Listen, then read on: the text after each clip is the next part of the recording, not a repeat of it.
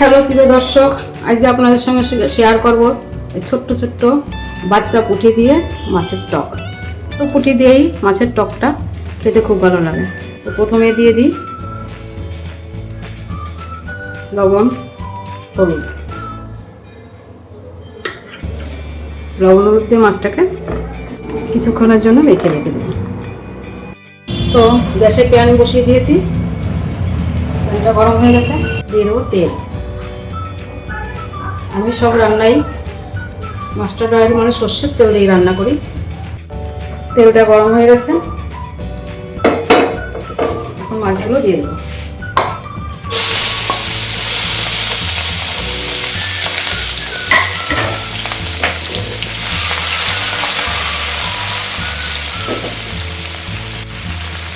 মাছটাকে একটু এপিট ওপিট করে হালকা ভেজে নেব।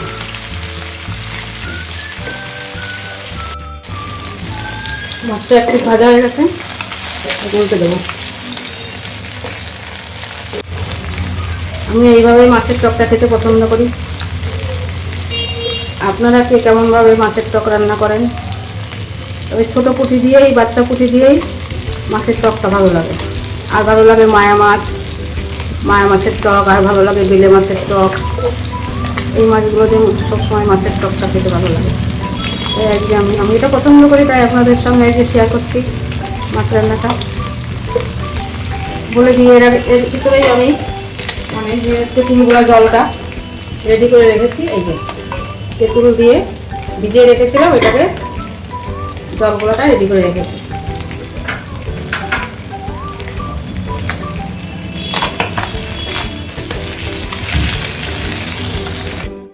দেখুন বন্ধুরা, মাছটা ভাজা হয়ে গেছে। মাছটা এখন আমি তুলে নেব।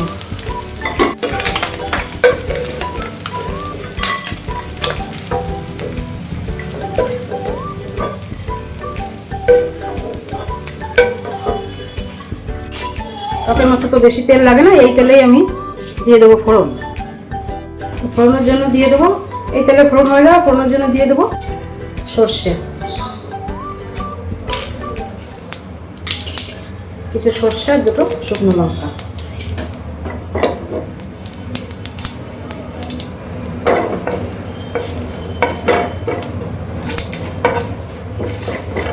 আর দিয়ে দেবো কাঁচা লঙ্কা।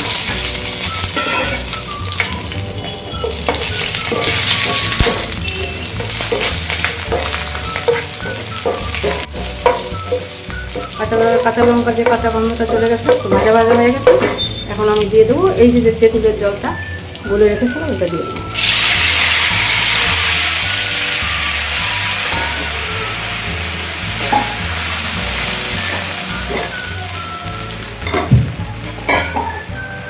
জলটা ফুটে উঠেছে, এখন দিয়ে দেবো লবণ, স্বাদ অনুযায়ী লবণ, হলুদ।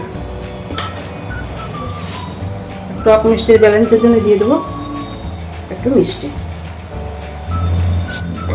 এই মাছের ঝোলটা ফুটে উঠেছে, এখন আমি এর ভিতর দিয়ে দেবো মাছ, ভেজে রাখা মাছ। মাছটা ভালো করে ফুটবে, যেহেতু ঝাল টক মিষ্টি সবই মাছের ভিতরে সুন্দরভাবে যাবে, তখনই টেস্ট হবে মাছটা। একটা কথা বলে দিই, আমি টকের মাছে কোনো মশলা ইউজ করি না। আপনারা চাইলে একটু জিরে বাটা দিতেই পারেন, কিন্তু আমি দিই না। আমার শুধু স্রেফ এই লঙ্কা সর্ষে ফোড়নের এই টকের মাছটা বেশি সুন্দর লাগে, তাই আমি সেটাই আপনাদের সঙ্গে শেয়ার করছি। আমি এটাই পছন্দ করি। একবার এইভাবে খেয়ে দেখবেন, খেতে খুব সুন্দর হয়। তো মাছটা ভালোভাবে সিদ্ধ হয়েছে, ফুটে গেছে, ঝোলটা খুব সুন্দরভাবে ফুটেছে। এবার এই ঝোলের যে থিকনেসটা, ওটা সুন্দর হওয়ার জন্য দিয়ে দেবো একটু সামান্য কর্নফ্লাওয়ার গুলে, যাতে ঝোলের থিকনেসটা সুন্দর হয়, জলা জলা ভাব যাতে না হয়। একটু সামান্য একটু কর্নফ্লাওয়ার, হাফ চামচেরও কম, একটু জলে গুলে দিয়ে দিতে হবে, তাহলে ঝোলটা সুন্দর হবে। দেখুন বন্ধুরা, ঝোলটা কত সুন্দর হয়েছে।